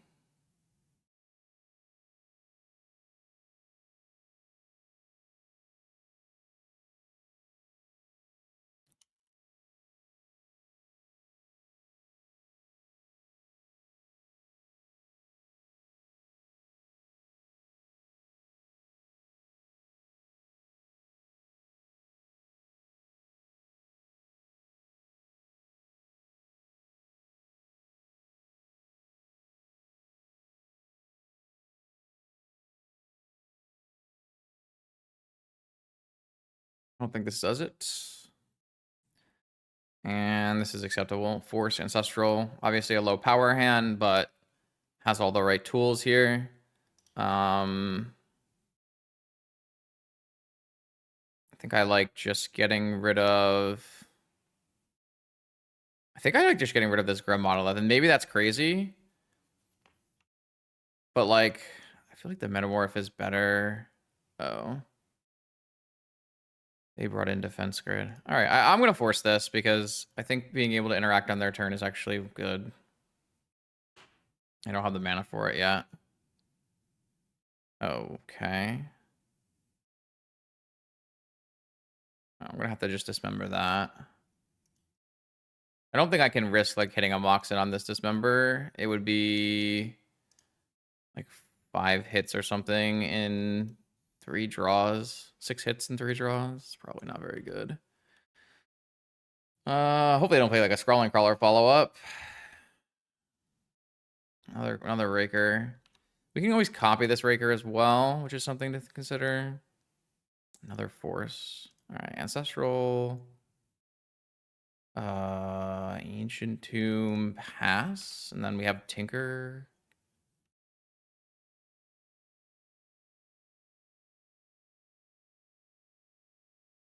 A Tezzeret. Just gonna force Tezzeret.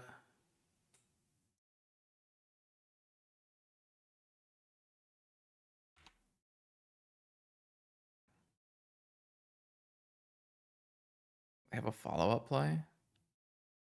Crawler. We are very low on life here. I don't actually have the ability to play Tinker right now. Time Walk. Oh, no. Oh, shit. I need to kill this Scrawling Crawler and this thing. I need to get my guy Metamorph. That doesn't actually... Okay, so I can go to 3, copy Mana Crypt, and then Tinker. Okay. I go to 1.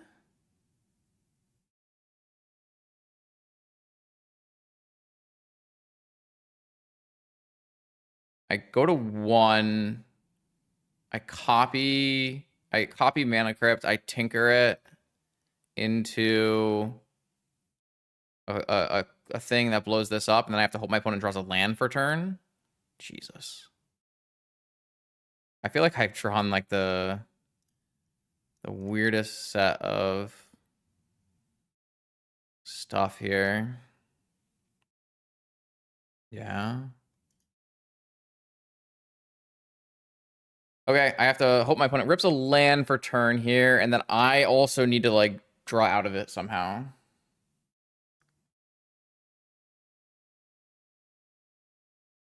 They ripped a land for turn. Needle. I need to copy this.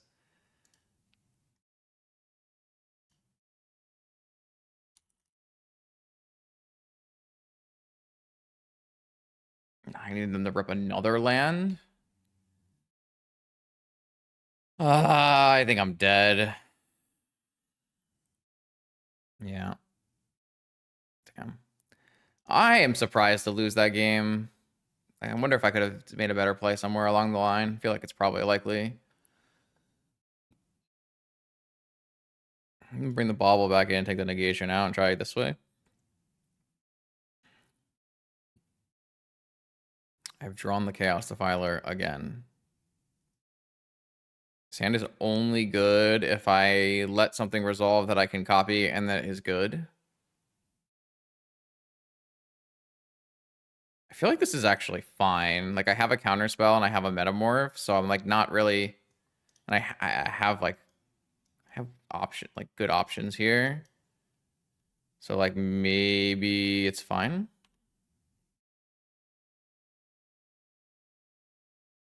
Like it does rely on like what's my opponent gonna do, but like I have like this is pretty good if I let the ring resolve. If I can get like a blue source, I get the Hull Breacher going. Like this is fine because I can copy it or like Hull Breacher and then they don't draw extra cards. Yeah.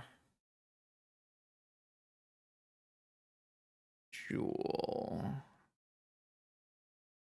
Okay, I'm gonna copy it.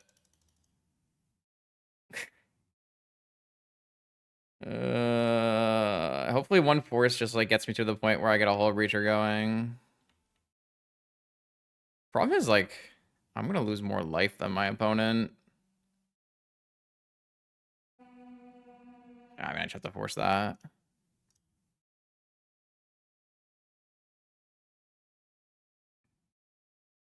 Sapphire, 2 cards. Maybe this was silly. Maybe this was a bad idea again. I'm just gonna die to this opposing crawler again. I guess I'll have a Chaos Defiler along the way here, especially if I get any kind of especially if I get any kind of things off of the Hull Breacher. Another Raker? How do they always have multiple copies? Wait, they have it. They have double top Raker after I countered Raker.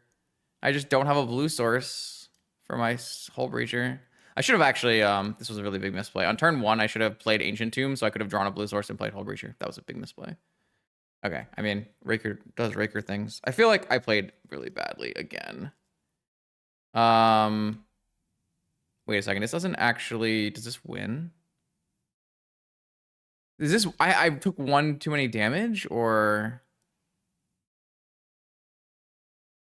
Oh, okay, so if I don't block, I die, and if I do block, I die. Wow. Yeah. This is enough. That's so funny.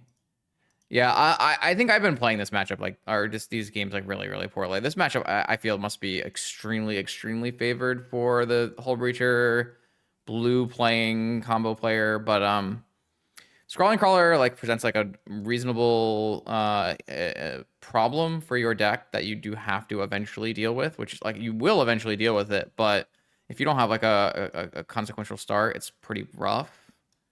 And I think I was like not evaluating hands very well in these matches so far. I feel like if you had to choose a matchup to play a bunch of times, like this is probably one of the ones you would want to choose. Like I didn't even set myself up to win. Like I didn't draw the right cards to win, but if I like play the Ancient 2 on turn 1, then I can play Sink It on turn 2 and play a Hull Reacher, and I just crushing defeat for the opponent. Like opponent's deck doesn't function through a Hull Reacher at all. Okay. Well, this is why we play decks, so we can learn. All right, here we go. 5th and final round with this deck. All of our matches have been close 3-game sets, and I feel like, I wouldn't be very surprised if, Tony had played these games out and went 5-0. That's kind of how I feel. Obviously, I had some learning along the way, and we're getting better as we go. We got Black Decks 99 across the table, so we're getting a nice little Dredge matchup here. I think another matchup that should be extremely good. We don't have a lot of hate, but we have like defense grids if we want them. Cage and Needle to help our game plan, but I think most of the time we're just going to be like one ring looping on them. This is going to be a clean force on the Grief, 2 for 2. And we'll see if there's a counter spell for our ring. Let's see how much mana I have. Technically, I have 3, 5, 8.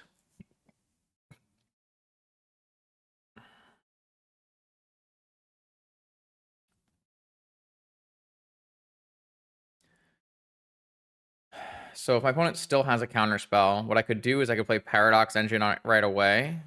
I mean, I guess I just do that anyways because I have a Lotus to trigger Paradox Engine to play the ring.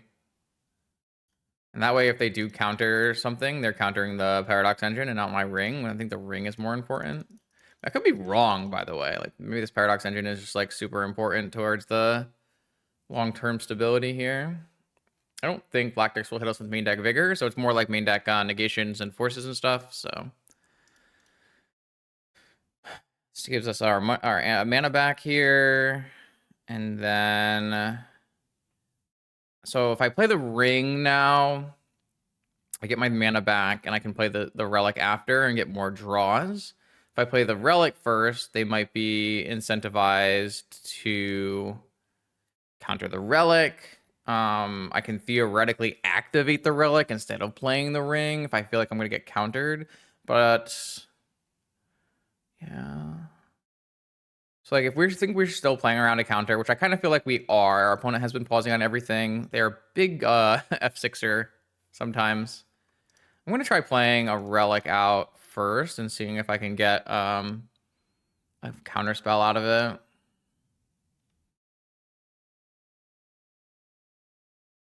I couldn't.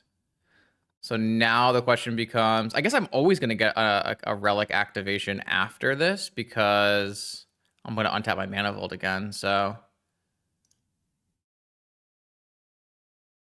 it's kind of crazy, actually. Okay, so they did have a negation. We tried our best to bait here. What we get to do is we get to activate this, and I don't think there's anything we can draw to, but we can try, right? I don't think we have like a Fluster Storm or anything. I will discard this. And then I'll play this. I can just keep doing that. Wait, this is actually kind of nuts, isn't it?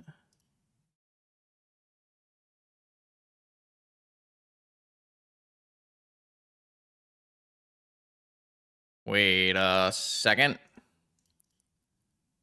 I don't have to untap everything right away. I can just do this one first.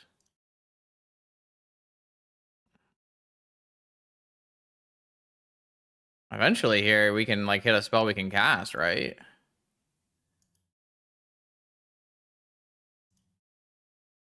Wait a second. This is actually kind of sick. We don't have a blue mana. So I guess that's the end of our journey here. And I'm gonna keep the time walk though. All right, but I think we should be able to win on the next turn here with the amount of stuff we're gonna have. So, or maybe Black Desters kills us on turn 2. I don't know.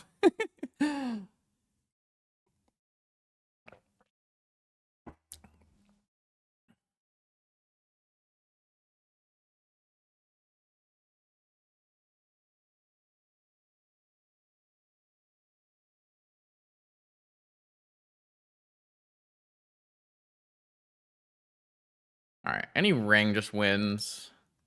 A variety of other things win as well. Pretty likely to win from this spot. We'll see what happens. All right, so draw. Okay, so I'm going to start with make blue, blue, activate, activate, activate, activate, activate, time walk. And then I'm going to draw. Cool, that'll win. Yeah, and then I will, yeah, that'll win. I'll draw through my whole deck and win with Karn.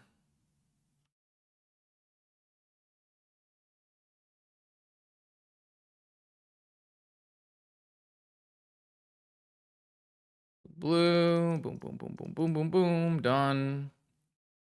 I guess we'll just cast this. Yeah, they're out of here. Okay, perfect. Perfect, perfect, perfect. I still don't know, like, if cutting Vault Key actually makes sense here. Like, yeah, it's not necessary. But does that mean you shouldn't play it? I'm not convinced. You can easily turn your Grim Monoliths into Time Vaults, and I don't know.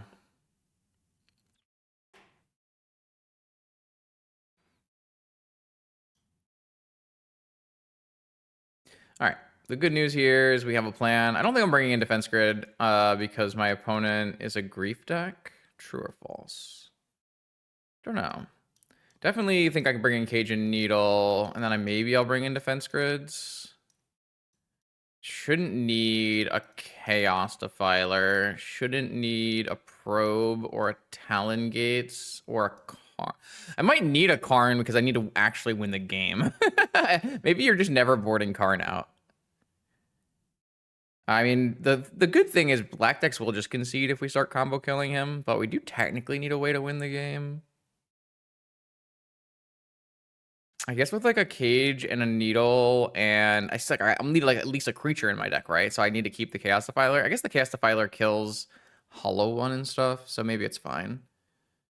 Maybe I'll just take the Karn out and keep the Chaos Defiler, and then I'll take out like POs. Those seem kind of bad. Try that. I don't know. I could just take Force out. Do you ever just take Force out? Maybe Force is just like terrible here.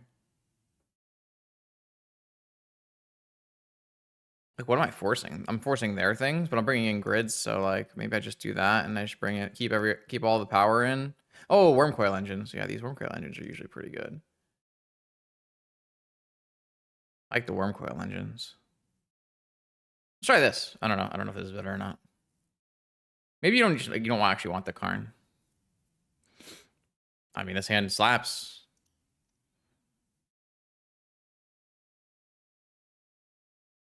I think this should be one of our better matchups, so.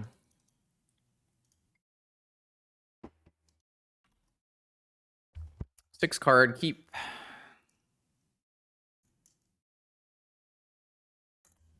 Nothing. I assume that means my ring is getting countered. Is there any way to bait out a spell instead? I could see, like, if they have Vigor, then the ring doesn't do anything. But if they have a negation, I don't really want the ring to get countered. But I guess I have, like, Wormcoils and engines on the next turns anyways. Like, I don't know if that matters, actually. It might just not matter if our ring gets countered. Our ring is so good against Dredge. Yeah, negation, pitching, negation. Guess we weren't really able to bait that no matter what, so. They drew, hit a chill, and they're out of dredgers. 5 down to 2 with an Ichord and a dredger. There's a needle.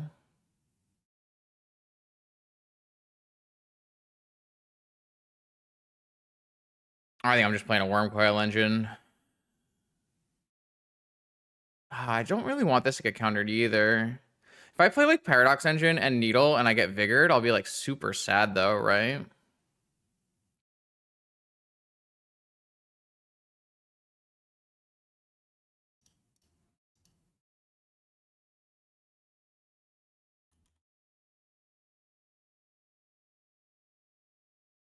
I guess what I can do is I could try to metamorph the Needle.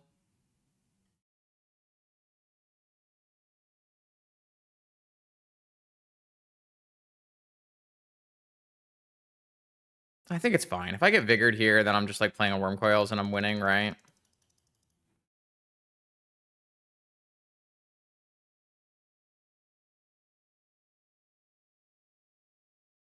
I think that's fine. They have an Ichord and 1 Dredge 3er. Another chill, another 5. This is bringing back, but it's not doing any. Oh, maybe I'm just dead. Maybe it just had to be Worm Coil. I just like really didn't want to get my Worm Coil forced, you know?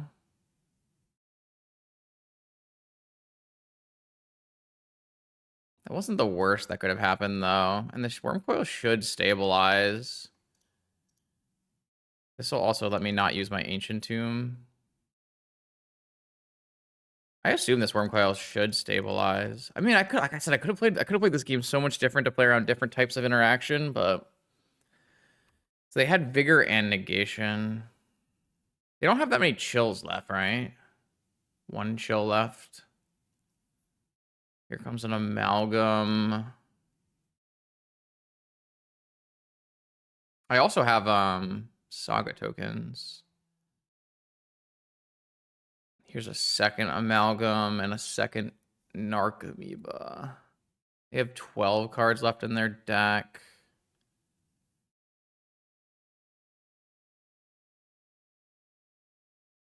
We attack. Get our mandatory 6 life back here. Oh, I wanted to... It's fine. Like, they can't actually kill this.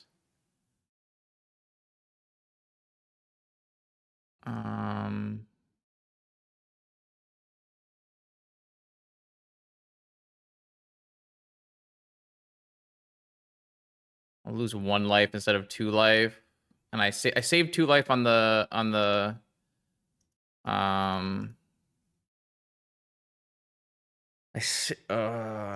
didn't want to do that. I wanted to do yield until here. I saved 2 life on the Metamorph, and I saved 2 life on for the Mana Vault instead of using the Ancient Tomb.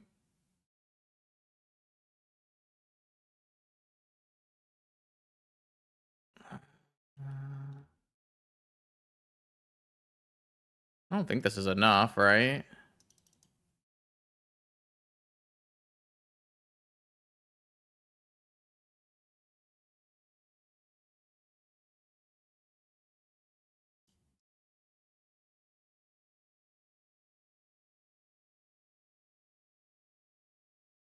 Yeah.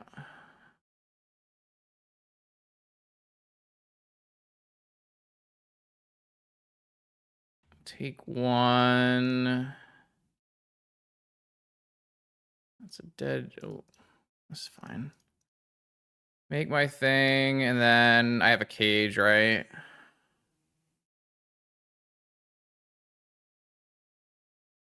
Yeah, I have a cage.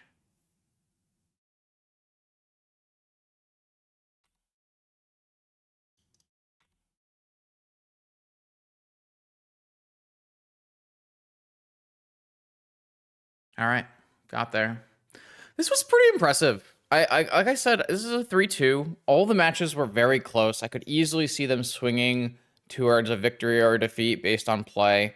And obviously I'm not going to play this deck as well as Tony, so I like this. So yeah, again, Transmute Artifact is kind of in place of these Sink into Stupor. Like the Relic and the Artifact together kind of replace the Transmute Artifact kind of replace what was going on here. -1 Jewel. The Paradox Engine in particular looked quite good. Honestly, with the ring existing, it makes a lot of sense. I don't really feel like we lost out a lot on having transmutes over POs. I've always been of the opinion that POs are like the least important card in Jewel, and mostly there because they're blue and have somewhat synergy with the game plan. Or these transmute artifacts are legitimately powerful in a way that I'm not sure I felt POs particularly were. The Metamorph obviously still is like the insane glue here.